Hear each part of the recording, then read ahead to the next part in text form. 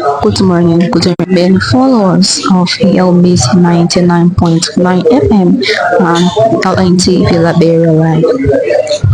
I am Asiami calling out and broadcasting to you live at the Ministry of Information, Cultural Affairs and Tourism. So today is Thursday, June 12, 2025, and today is MCAT regular press briefing. So today MCAT press briefing with John Baby addressed by Mr. Anthony P. Houghton, the acting CEO and Chief Operating Officer of Arcelor Mittal Liberia. Mr. Anthony will provide updates on the Phase 2 expansion project and speak on the inauguration of Liberia first ever iron ore. Colleagues of the media, our esteemed guests, if today is your first time coming here, I'd like to welcome you to the Charles William Press Hall, where the Ministry of Information, Cultural Affairs and Tourism regular Tuesdays and Thursday press conferences are held. I'd like to welcome you. I'd also like to welcome our television viewers, radio listeners from around the globe. You can get us on www.elbcradio.com. You can also get us on our official Facebook page of the Ministry of Information, Cultural Affairs and Tourism and several other networks. The acting Minister of Information, Cultural Affairs and Tourism is Honorable Johnny Stakpa, who is the Deputy Minister for Administration, the Deputy Minister for Press and Public Affairs, the man who interprets the government information, explaining government policy and program to the people in the rest of the world, is the presiding officer for today's press briefing. I have the single and distinguished honor to invite to you one of the world's longest Deputy Public Affairs Minister, Honorable Daniel. That was a voice of the Director for Press and Public Affairs at MCAT, United States, Honorable Daniel, and the son of the Deputy Minister for Press and Public Affairs at the Ministry of Information, Cultural Affairs and Tourism. Ladies and gentlemen of the Hope Estate, good afternoon to our compatriots in Radio Land, those following via the social media feeds. It's a good thing to be back here in the historic child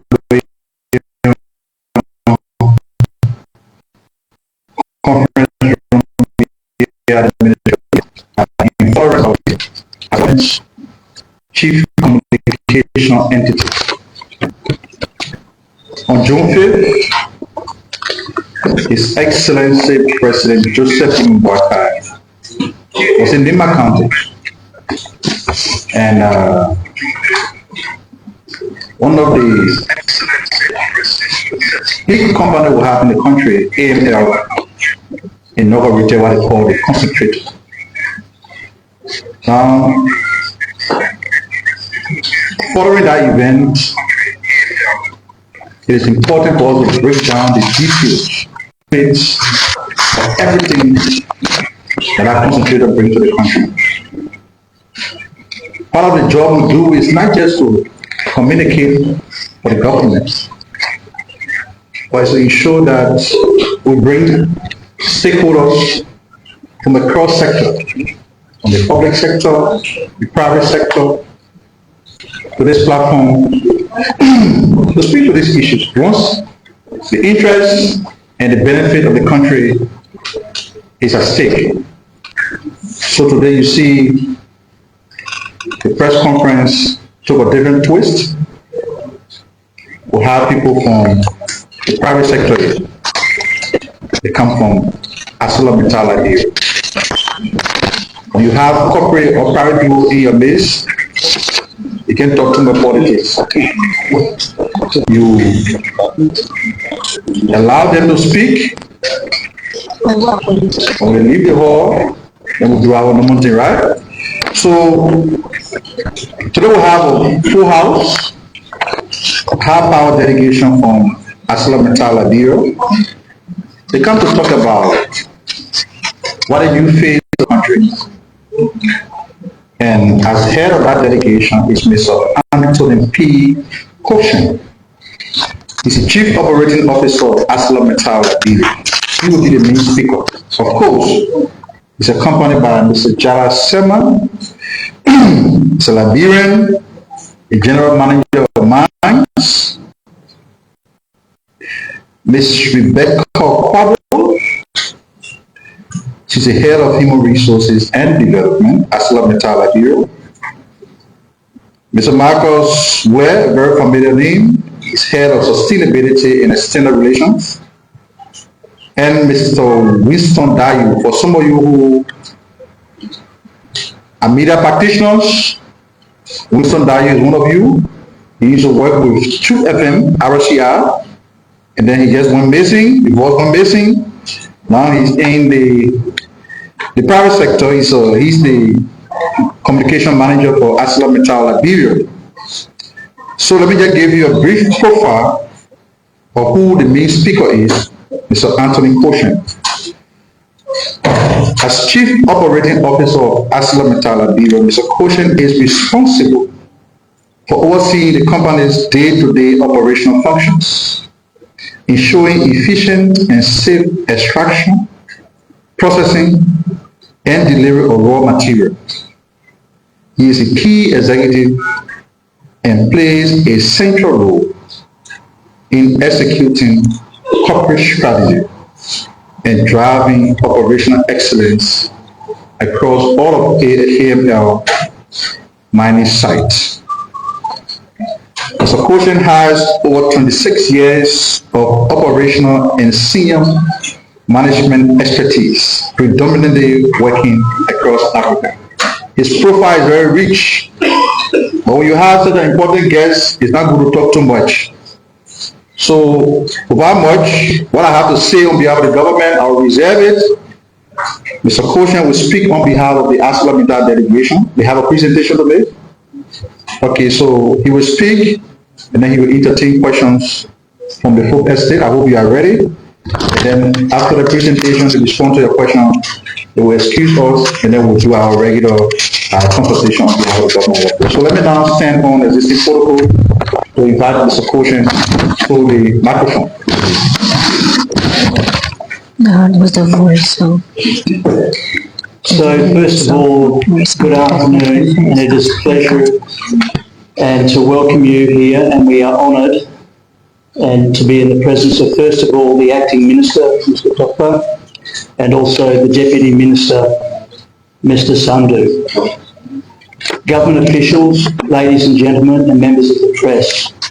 So also, good afternoon, Liberia. I'm truly honoured and deeply proud to represent Arcelor Mittal Liberia today, this pivotal moment in the nation's journey towards economic transformation and industrial innovation.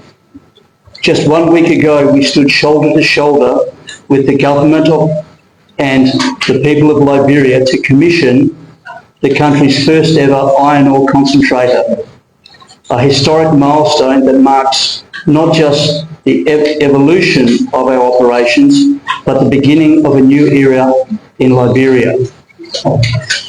Today we gather not only to share what we have accomplished together, but to ignite national excitement about what lies ahead for this operation.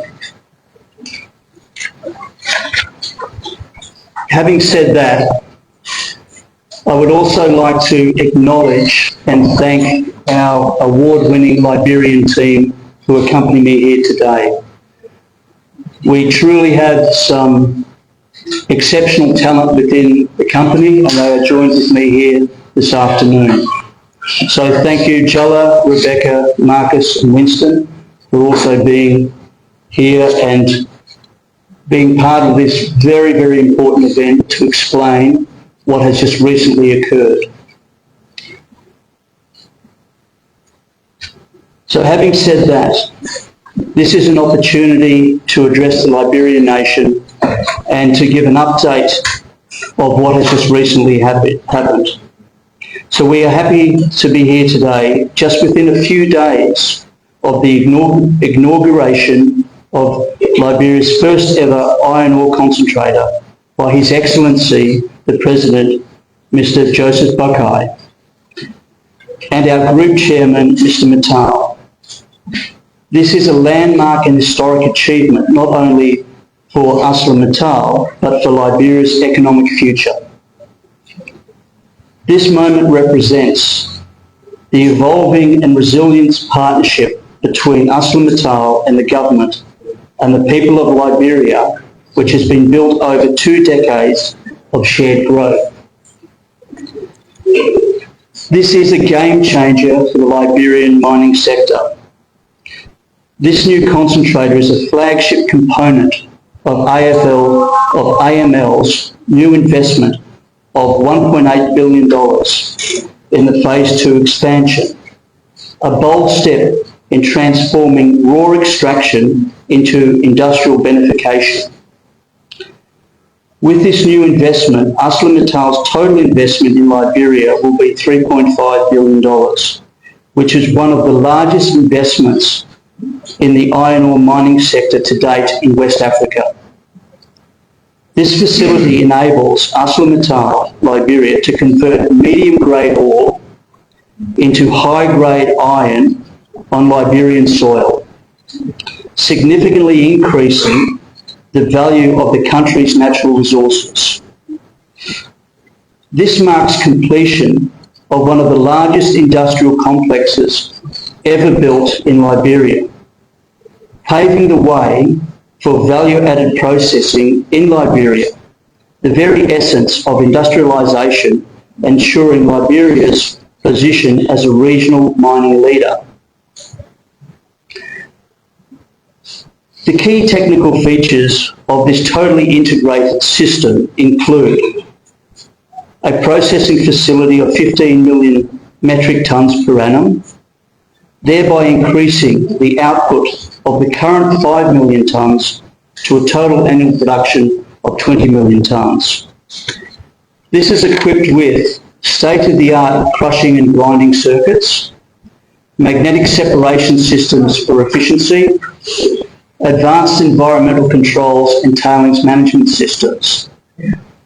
These systems are fully integrated with Arcelor Mittal Liberia's 243-kilometre modernised Tokaday to Buchanan Railway with a totally expanded capacity.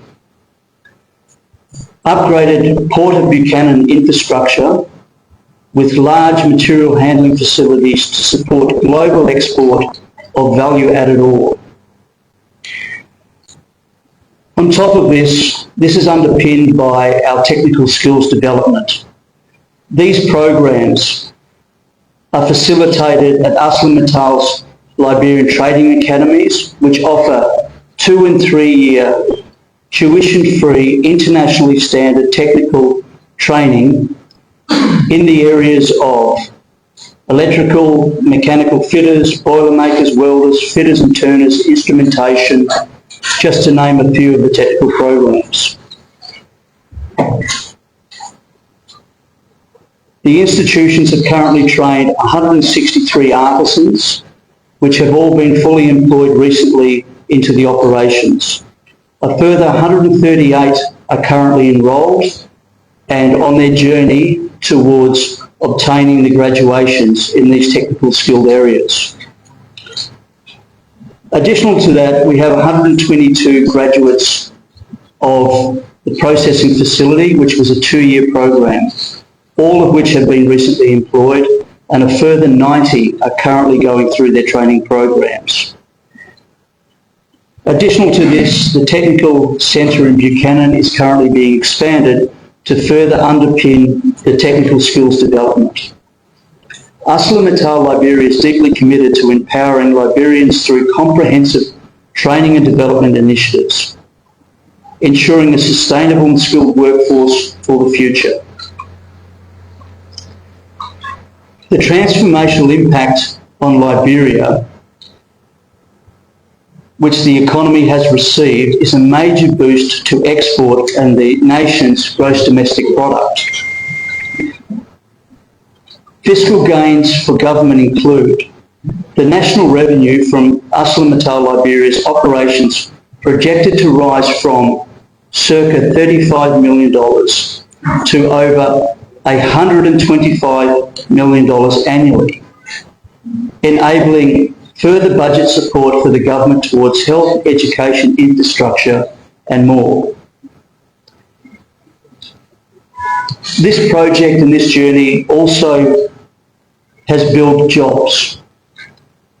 Over 5,000 jobs have been created in the construction phase of the project, and additional to that, the expansion has created an additional 1,000 roles, which will take the permanent workforce to in excess of 3,000 employees.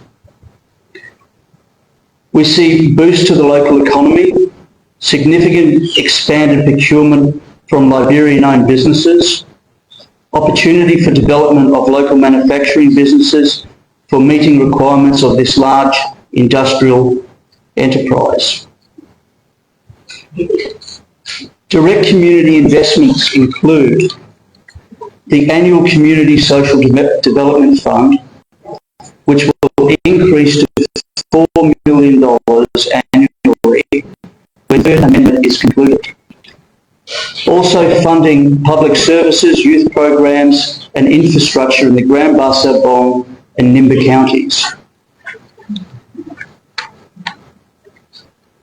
We take great pride in our government partnership and the leadership appreciation that has been afforded to us. We thank His Excellency, the President, Mr. Joseph Boakai, and the Government of Liberia for the visionary leadership and consistent support over a long period. This achievement is the result of collaboration of the Ministry of Mines and Energy, the National Investment Commission, Finance, Public Works and other stakeholders. In the words of President Boakai in the recent inauguration ceremony, he stated, "This concentrator marks a new dawn in Liberian mining, moving us towards raw exports to value-added processing that benefits our people." Also, the chairman of Arcelor Mittal, Mr. Mittal, declared, "This concentrator is not just a facility, it is a symbol of transformation and shared progress." Moving on, our commitment to sustainable community development. AML continues to invest in schools, clinics and hospitals, vocational training centres and modern marketplaces. We fund hundreds of scholarships for Liberian students annually, both locally and internationally. AML is also a champion of environmental stewardship, engaging in biodiversity conservation, protecting species, tree planting, land reclamation and sustainable mining practices.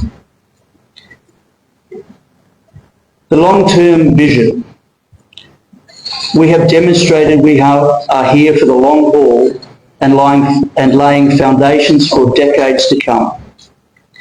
Our investment totaling $3.5 billion shows a lasting commitment to Liberia's prosperity. AML's plans to continue investing for further growth, with plans for 30 million tonnes annually, are already in progress. We pledge to remain transparent, inclusive and environmentally responsible. Our engagement with government, civil society and host communities will continue to deepen, ensuring shared growth and mutual success. Our closing message. The commissioning of Liberia's first iron ore concentrator is just the beginning. We are proud to stand with Liberians as it rises into a new era of industrial innovation and economic sovereignty.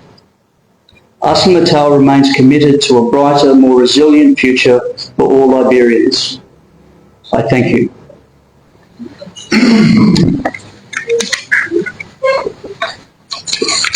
So, you want to say the question, right? Yes, sir.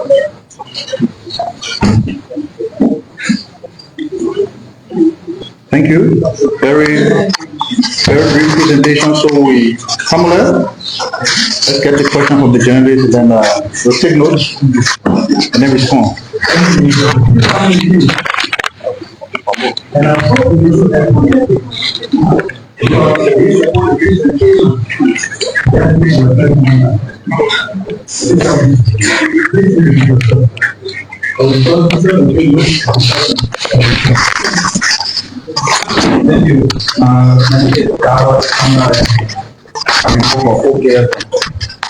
So, at the program in Lima County, President Boaka described the initiative as a milestone.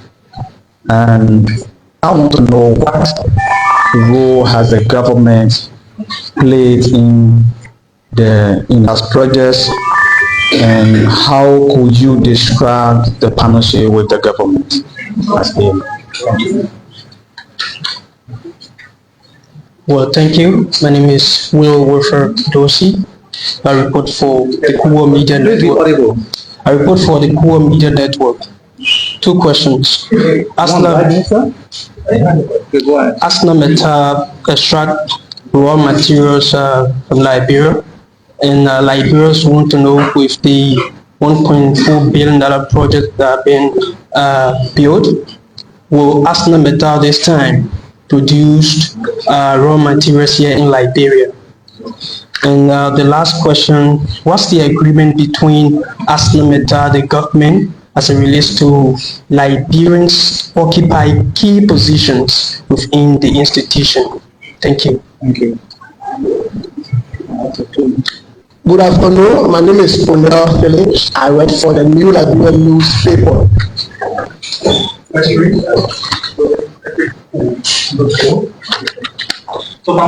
Yes, sir. You respond after the question. Okay. He said he has a compound question. My name is Arcelor Phillips. I work for the New Liberia newspaper. Two questions quickly. Arcelor Mittal has been here about 2 decades now. But the area Arcelor Mittal is located, situated in the Yekepa area. Liberia had a company there before, the Lampu. There were structures, concrete structures that the workers lived in. It was like an estate. In fact, we used to call it Little Liberia. Today, you Arcelor Mittal, you're there 2 decades now. Our workers there probably live in 10, living something like that, but stronger. You are now putting on 1.9 billion yes, concentrator. Do you have plan to ensure that you build concrete structures for the employees or your worker on that side, so that place can be looking like it was looking before? The second question is, the last question is, you take iron ore from Liberia, but yet we don't have a correct steel ore in the country, things that iron ore come from. Are you willing to reproduce those ores into steel ore that we can buy cheaply in Liberia? Thank you. So you can respond to those concerns.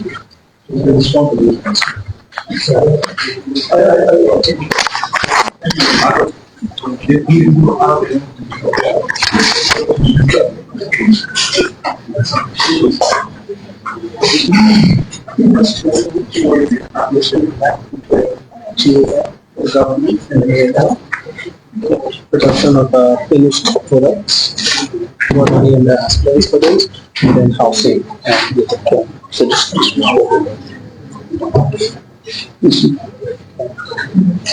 Okay, thank you for those questions. The first question was in relation to the partnership between AML and the government. What we are seeing is a tremendous collaboration between the government and Arcelor Mittal, and the interactions with all the ministries. So to have a venture of this nature and of this scale, we need to coordinate and cooperate, and we need to have good avenues of communication and understanding. And I think what we see is a tremendous relationship that has been underpinned by the comments of the President recently in Tokaday. So I think that speaks for itself. It speaks volumes of the investment and the future growth in Liberia for Arcelor Mittal. The next one is on plans for production of steel products. Okay, the next question was in relation to on processing of iron ore, and also the last gentleman, I think that was also your question. At the moment, what we do is we take a medium grade product, and with the concentrator we're able to upgrade that and value add to it. So it actually adds significant value to what we call the resource, and it adds additional life of mine and therefore revenue streams for future generations. In terms of iron ore production, iron ore production into steel requires a high energy input, and to have that it requires a big investment in the energy sector, which currently that is not possible under the current environment that we operate here in. So is it something that could be feasible in the future? Yes, it is. Is it currently feasible? With the infrastructure that is required, that is currently not on the horizon. Okay. In terms of, I understand the question in relation to what LAMCO previously had produced and the current circumstances that we see in Yekapa. We have a system, and we currently have a program for upgrading and beautification of the facilities in Yekapa and the surrounding communities.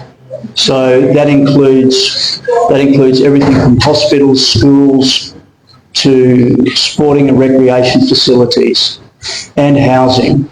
But we're also invested in looking at different models for housing for our employees, and looking at models whereby employees can have a path to ownership of their own housing. So we do have housing benefit scheme that isn't paid to our employees, and we are looking to extend that into a home ownership model, which we are still working through. These are the main questions. If you're done, we can absolutely ask several back questions. So this is the that's one. One last question. That's one. Thank you. So the question, well, good afternoon. Good afternoon.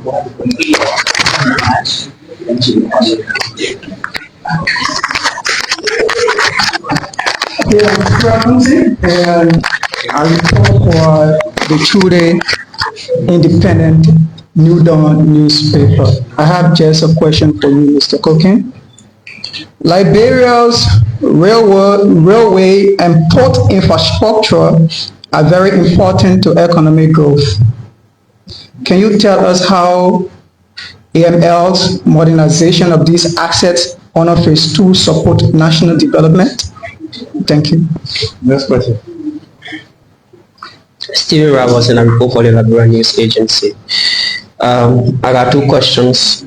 My first question has to do with your projected 2.5 billion investment, especially in the phase 2 project of your company. We are concerned about the just benefit of these affected areas, the communities from within you operate. How is it going to be like? And we're also concerned about job creation. For your phase 2 project, how many jobs are expected to be created? Are you also going to take into consideration the Decent Work Act, where more Liberians are expected to get certain number of jobs or certain position within your company? Are you also looking at that? What more are expected as benefits to Liberians? Thank you. Next person. All right, I'm Larry SDB, and I report for Banana FM. One concern quickly when the soil is being used for investment purposes, in return, sometimes the environment is affected.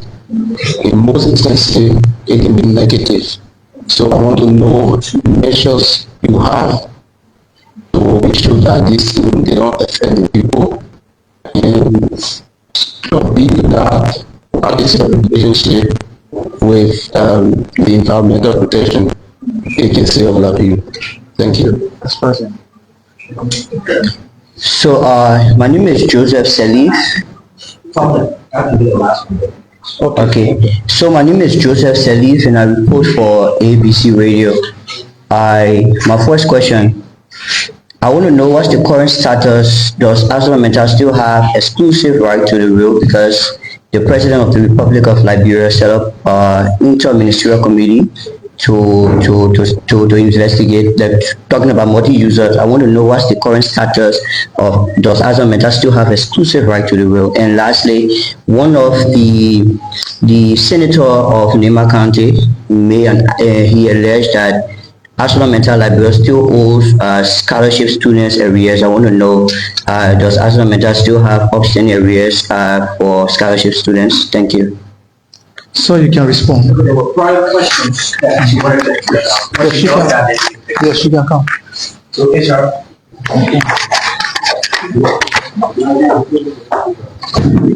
Good afternoon. I would like to respond to the questions on key employment into key roles in Arcelor Mittal Liberia. So currently, we do have Liberians occupying key roles at Arcelor Mittal Liberia. We have the head of HR. I'm the head of HR. I'm a Liberian. We have the head of legal, the head of health and safety. We have the head of external relations, the head of social services. We have our general manager for mining. We also have the security head. So these are all Liberians who are holding part of the management team, the senior management team of Arcelor Mittal Liberia. In addition to that, we're running development initiatives to prepare successors for other key roles into the business. So last year, we trained over 50 Liberians in different kinds of leadership programs to address this gap. So meanwhile, while we have Liberians currently occupying senior managerial roles in the company, we're also preparing a lot more to take on more roles in the company. Thank you. We have a finance manager, that's Dr. Frank. He's also act as the CFO.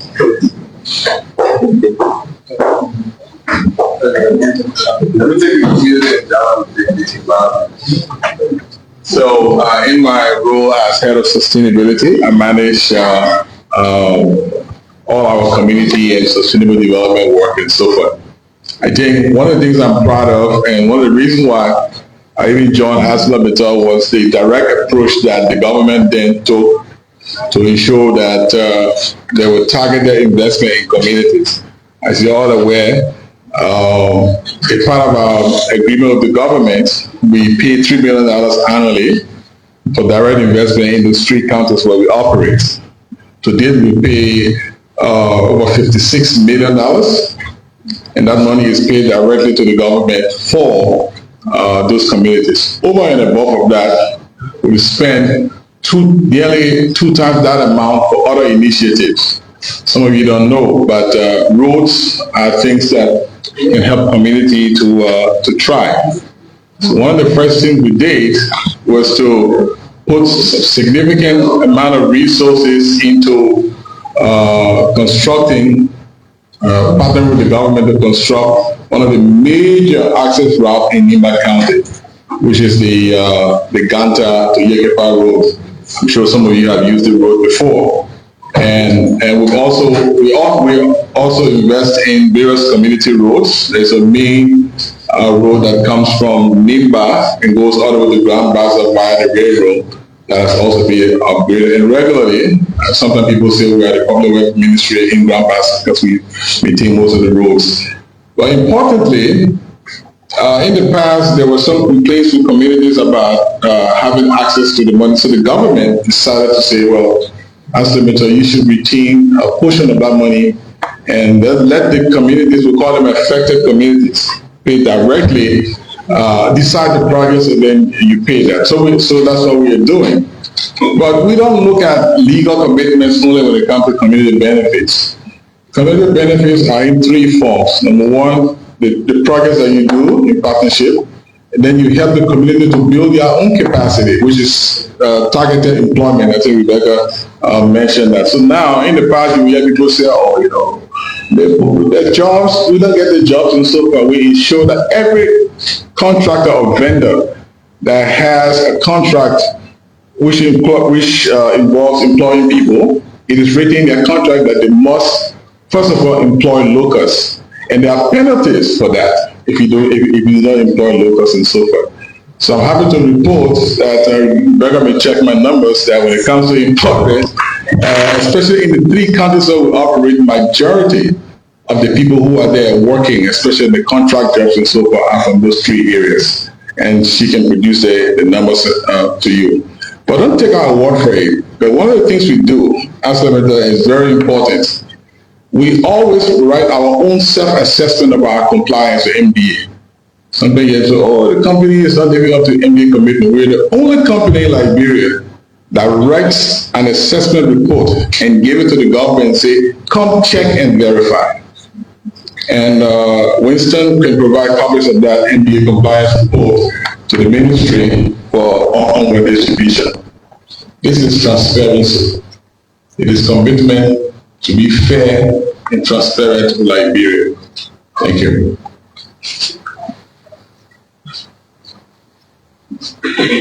Okay, thank you very much. My name is Jala Sema, General Manager, Mining. So at Arcelor Mittal, basically from our mining operations, environmental protection is not just a requirement, it's a responsibility that we take very serious. So there are a lot of mitigation methods, there are a lot of strict non-compliance issues that come up that we know that we have already identified these ones, and we put a lot of measures in place to ensure that we are fully in compliance with the legal and the governmental environmental protection agency laws. So during mining, we ensure that we have our water going downstreams are well protected and reach down to the villages and ensure that it's clean. So we put in sediment controls. We build check dams to ensure that at the end of the day, water reaching down will be fully clean. And then there are a lot of other methods we put in place, like the dust control. We monitor the dust, we monitor the water quality to ensure that all of our mining, and we have a limited area we barricade to ensure we have sensitive part of the mine that we don't allow water to go. These areas are being protected 100%. And after mining, it is our responsibility to ensure that we leave the land very safe and usable for the environment as well.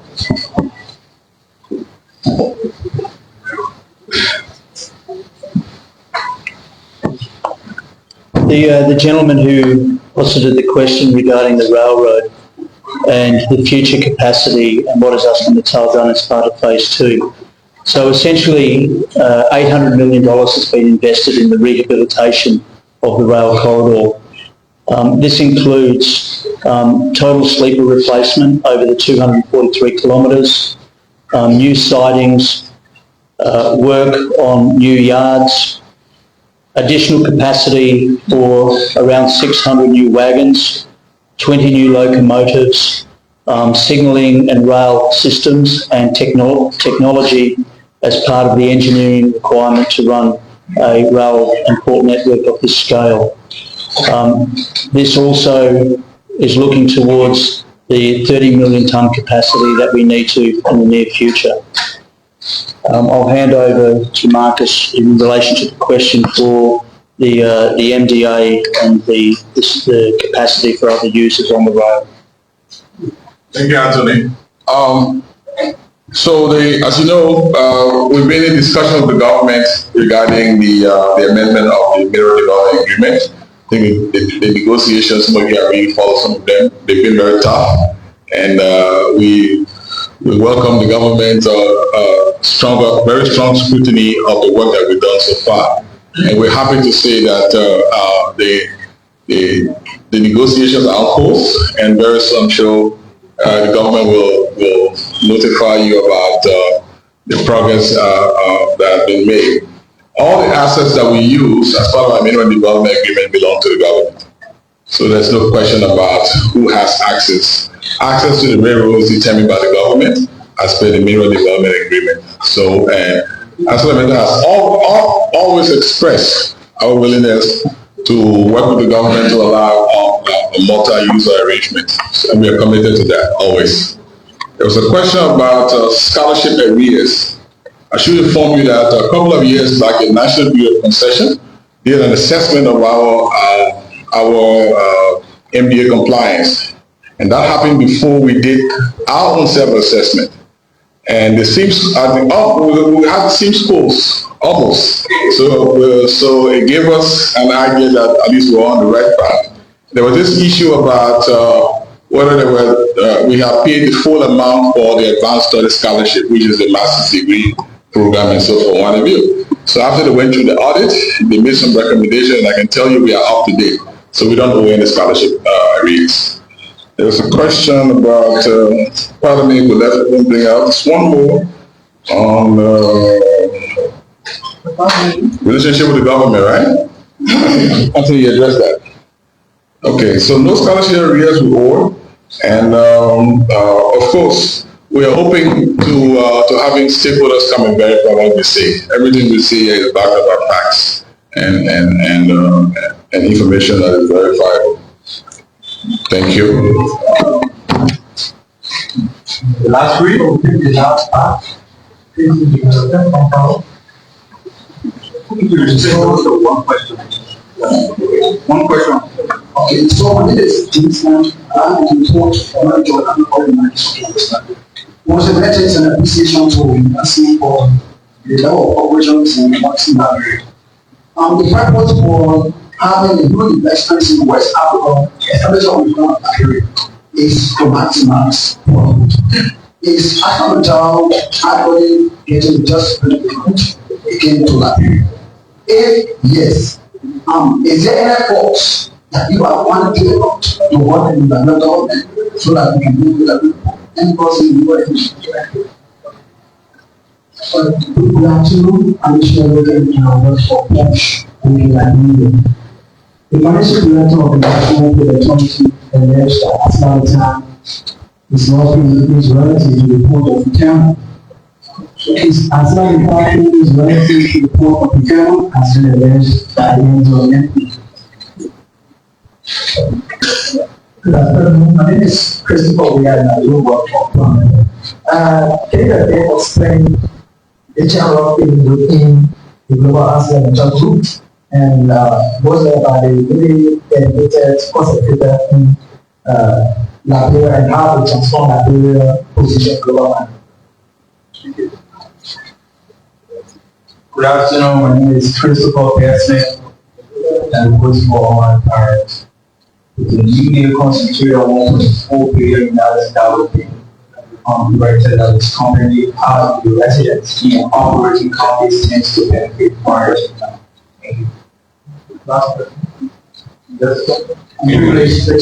Thanks for Mr. Anthony Ocean for your presentation. That was one reason. We are so interested to know specifically the Arcelor Mittal Global, what story must be told before even the world. So how is your relationship with the markets of the countries where you operate? And following to that, this new agreement that is now being talked about, what is that breaks it so that Arcelor Mittal whole, of course, that may be responsible for the delay? So,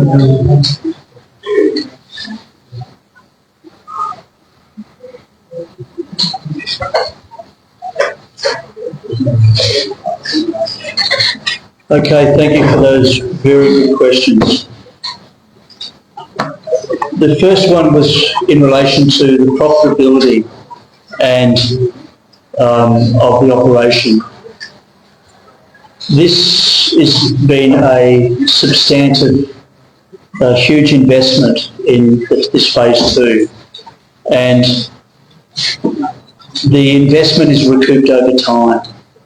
And so what is important is that the operation continues, because the investment is not paid back instantaneously. So there is a return, but that return will take quite a number of years to be paid back. So we are confident of the operation and the relationship, and therefore we see the investment and then the future returns as being very positive. The following question I'll take here is in relation to how does Arcelor Mittal see this investment in Liberia into the concentrator in phase 2. This investment is actually the largest single investment that Arcelor Mittal has globally. So Arcelor Mittal operates in 63 countries and has mining operations in 7 countries. So it is more than 40% of the current total investment of capital being deployed across the group. So it is the most significant project currently that the group has. In terms of those other questions, I'll hand over to Marcus, and he'll answer those. Thank you. Thank you, Anthony. There was a question about our relationship with the Nima caucus, right? You know, we always use the analogy of the landlord and the tenant. So sometimes there may be disagreements, but as you know, we are working in 3 counties. We have the Grand Bassa, Bon, and Nima Legislative Caucus, plus the local authorities. I would rate our relationship as very good. There are points of clarification that are needed to be made, and as we go on, we will continue to engage with the caucus, because the caucus and the county authority represents the people. So, and we are there to work for the people. So we see that as a relationship that has to be strengthened throughout. But so thank you. I think your question was more like a suggestion on what we can do to be able to strengthen our relationship with the caucus, and we'll continue to do that.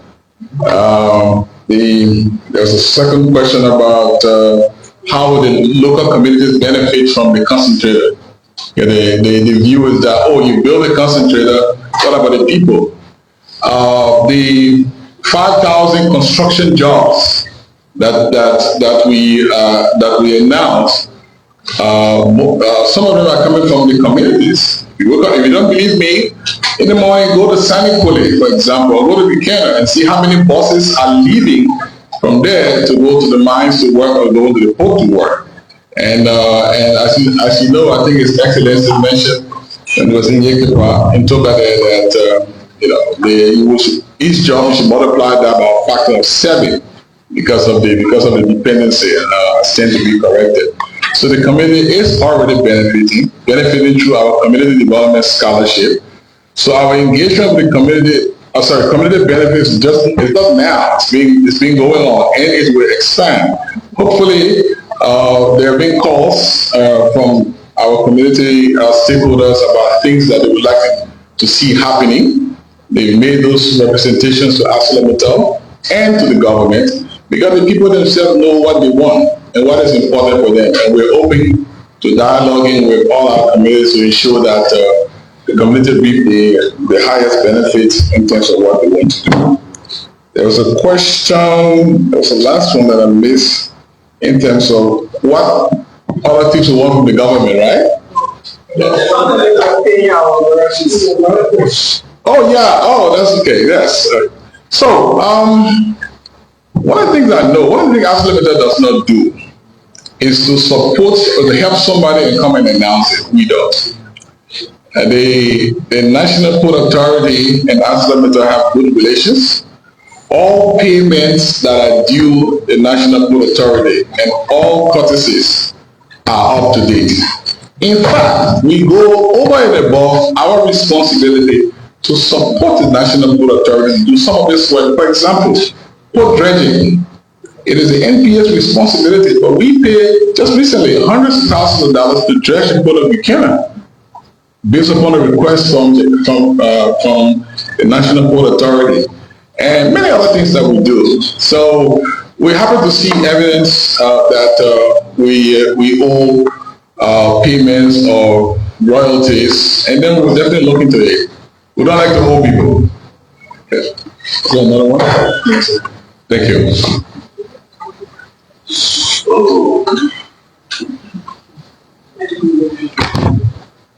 So on that note, we want to say thanks to Mr. Anthony P. Koshen and his team, Arcelor Mittal, for their presentation, and the responses they gave to the question are actually very unique.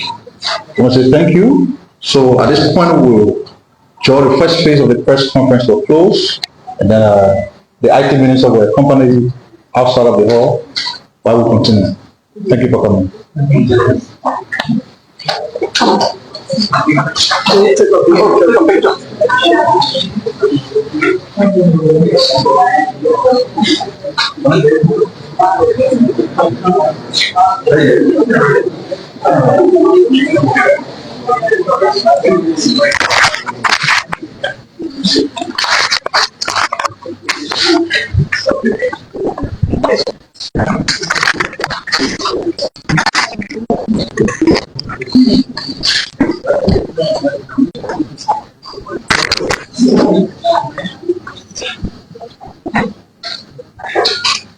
Thank you.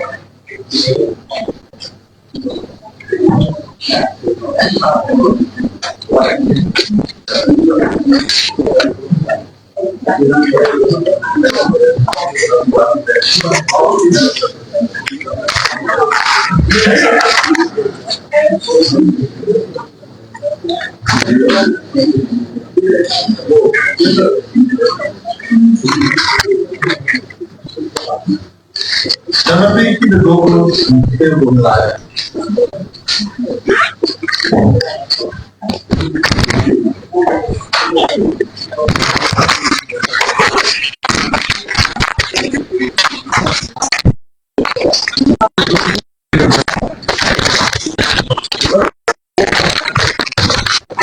Thank you. So,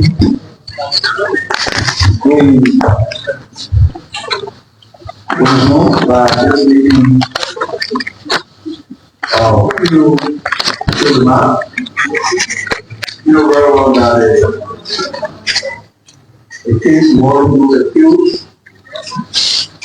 The house of the top and the capital is ongoing.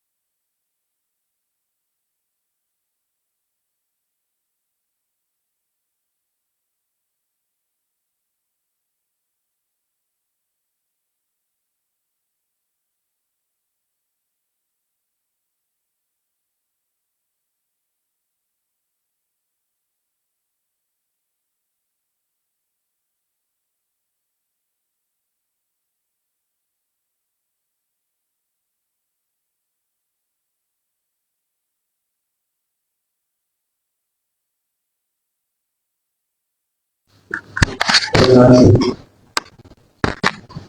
So some development news, a team of our experts in the United Arab Emirates, the UAE, has commended the installation of 6 state-of-the-art digital X-ray machines at health facilities across the country.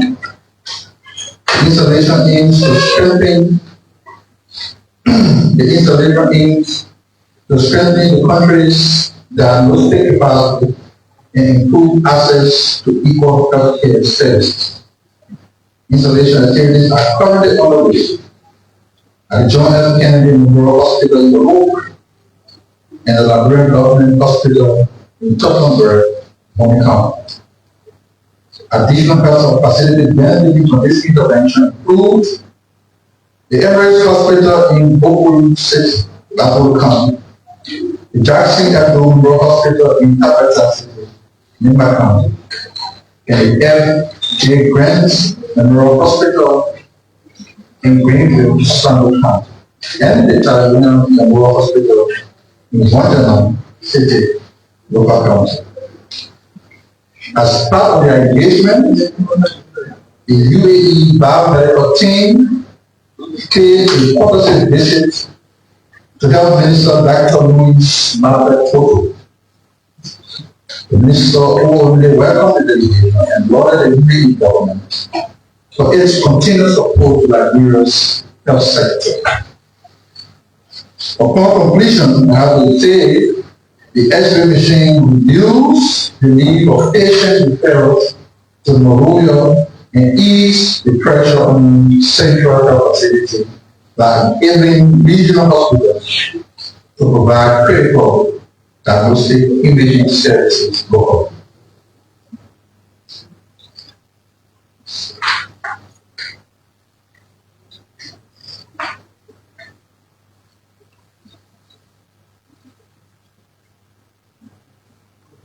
Our distinguished Vice President, Honorable Jeremiah Kwankun, is currently in China, representing the government of Liberia.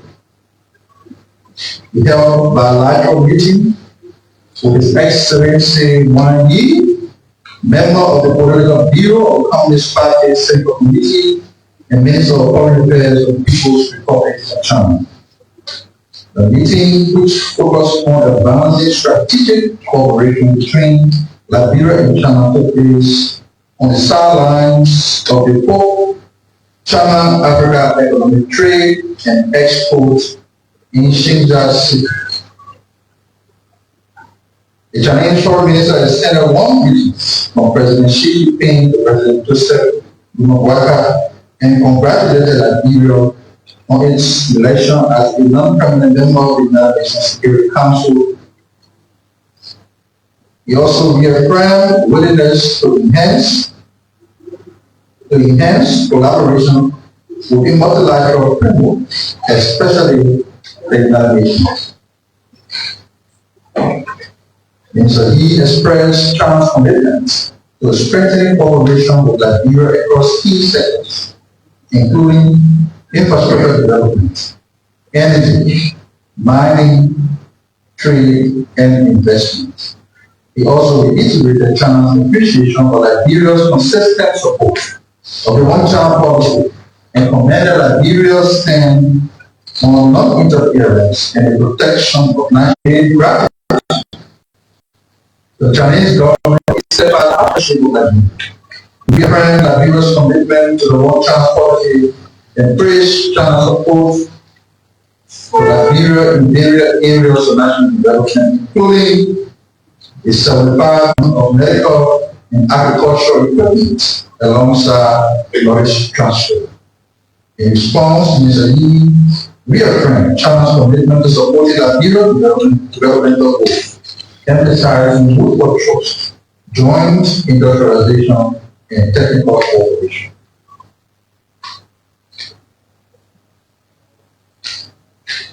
Following the meeting, it was agreed upon that action will be taken in the following areas: to facilitate Liberia visit the Chinese industrial zones to inspect roads and bridges construction equipment, advanced scholarship and educational partnership framework, strengthening cooperation between relevant ministries and agencies, explore bilateral trade agreements, monitoring preferential tariff scheme, monitor the implementation of infrastructure in the sector agreements.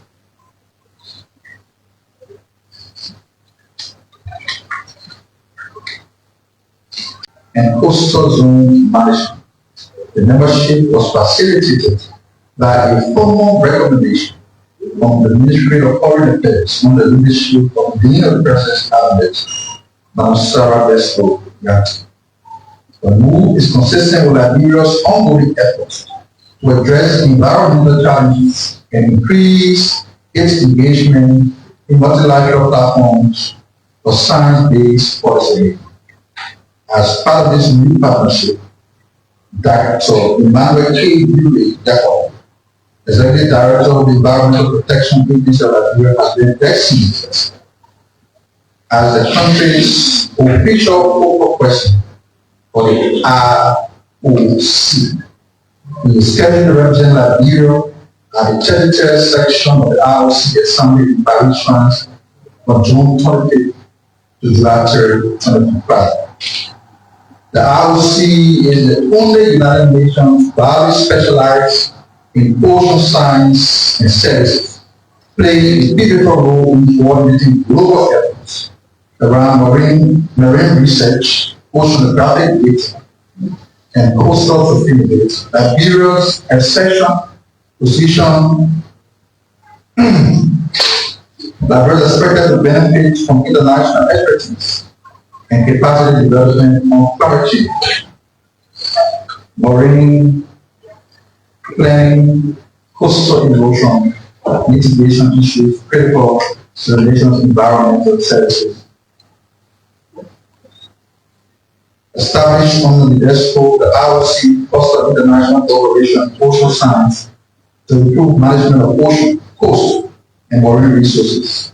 It works to improve ocean observation system, tsunami warning, and capacity building. The State Minister, Mr. TrueLiberia, now here will join the Vice President in China, and as we stay on the ground, we'll continue to do the work of the ministry by giving timely and effective information to the public. We'll bring you regular updates on the travel of the Vice President to China, what countries can benefit, and other things that will happen on the sidelines of the meeting at the 10. With that being said, I will pause. If there are questions, I will give it to you.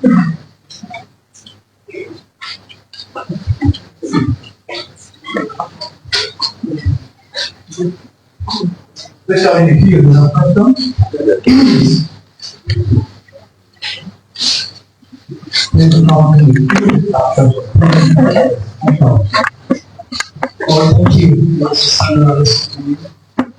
We talk about the report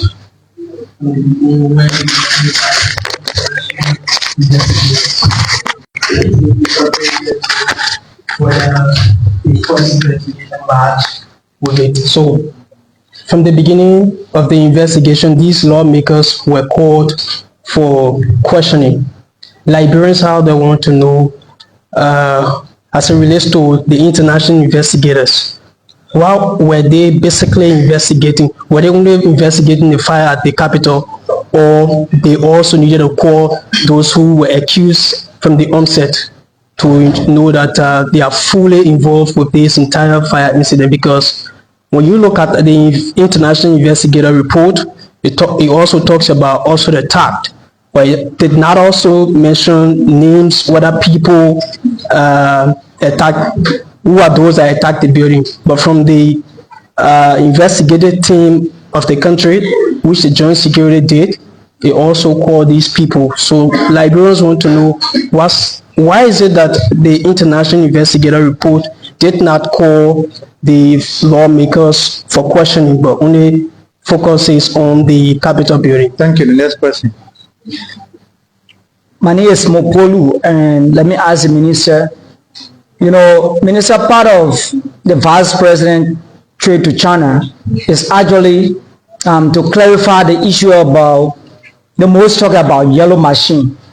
It was based on that the Minister Pia boasted the last time when we were downstairs that upon the trade to China, there will be, in fact, the vice president going to be in China, while there will be some update when it comes to the issue of the yellow machine. Why give you some update from China? You did not mention about it. You said that you are not been updated to tell us exactly what is going on when it comes to it, or what is the current information when it comes to the yellow machine. Thank you. Thank you. Question. So, in the prayer now, we want to go back to conclude the other mission. That's how much all was. The vice president of the China, of course, we get the whole China Africa economic forum and expo. And so they are joining the 14th of this month. You don't have to worry. Whatever the information is from China will send right there. And we get to down there a week. Yeah, we're not sure information. So we'll definitely tell you how the negotiation is going. When the machines will arrive, we'll give all the information. So I want to let the cat on the bag. And you know, they get concluded first before I tell you. But I know they are there. You can, I mean, part of the reason why they are there is to prove on this whole yellow machine stuff, right?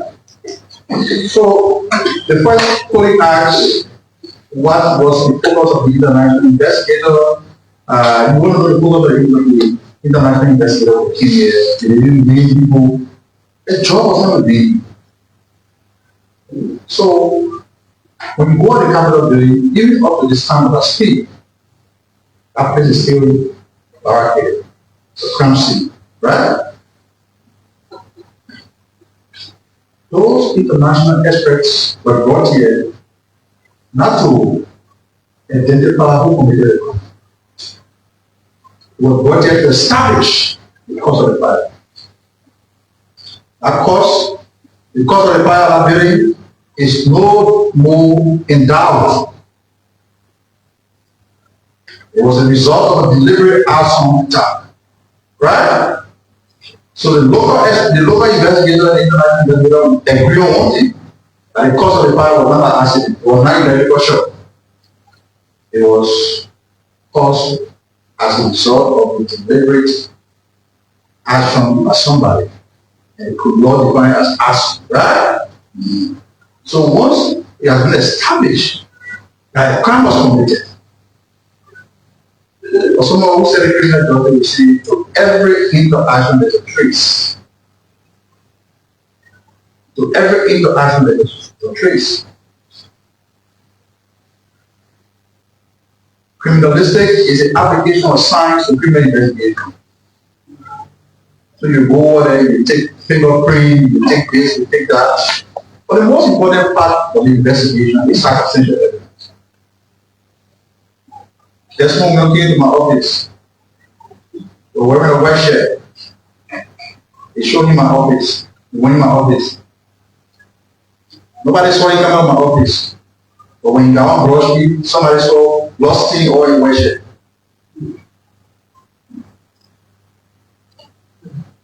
Circumstantial evidence are pieces of information when gathered and logically connected to lead to logical inference. So while the people who came to investigate the crime, they apply science to know the cause of the fire, everything, like criminalistic, forensic investigation, right? They say, oh, the smoke here, they call it smoke. Gas causing. Don't forget, when the fire occurred, you call out the smoke to tell the everyone what caused the fire, whether like electrical shock, whether like gasoline, whether like whatever thing you use to spark that fire, the everyone will tell you that it started the fire. They know how to do it. Not guess what. So while they were doing the But let's say the investigation because of the fire business that is at Arcelor, the local authority was also collecting pieces of information that the government calls secret evidence. And I there also wrote that, don't forget, to ever interact with a case, take a cell phone, you make call, send messages, you give instructions. It's been monitored. And so the state is not on fishing expedition in our code. The state has irrefutable evidence to convict the accused. It is not a matter of time. But those who brag more, the only evidence the guy gives up, that is video recording, that is phone call, and this and that, you don't need to rush. In fact, judicial authority, the state has no evidence. I want to say thank you to all you. We look forward to see you next week.